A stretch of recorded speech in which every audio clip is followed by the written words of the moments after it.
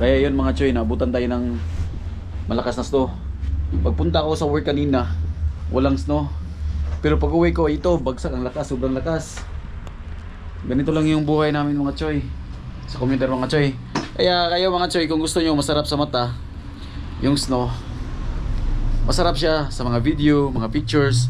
Pero kapag nandito ka na, tapos na matagal ka na dito, wala mga choy, hindi na siya masaya mga choy ang mga snow. At first masaya siya, pero kapag natagalan mga choy, hindi na siya masaya mga choy. Kaya yun, hintay muna tayo bus mga choy, kasi hindi ko lang tinignan yung cellphone ko. Baka meron dyan. Kakarating ko lang sa bus stop, tapos sobrang ng lamig ngayon. Kasi nakita ko kanina mga 40% lang na yung snow niya. Pero hindi ko alam na ang lakas niya, may hangin pa oh. Grabe, ang lakas niya, may hangin pa. Kaya yung hangin talaga ang nakadala ng lamig mga choy. Tingnan niyo yung mga sasakyan mga choy. Oh, grabe, tingnan niyo yung mga sasakyan yan, mga brand new yan. Natabunan ng mga snow. Yung daanan niya. Tingnan niyo yung daanan niya. Yan, di ba? Yan ang daanan niya.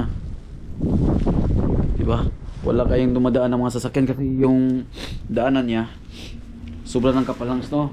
May ayun, bus siguro ko to. Sana bus ko to. Oh, parang bus ko to ah. Parang bus ko to ah. Kasi lakas niya oh. Nilagyan niya ng asin. Parang may mag-bulldozer tapos nilagyan niya ng asin. Sige mga choy, sakay mo na ako mga choy. Buti mayroon yung bus. Sige mga choy, sakay mo na ako ng bus.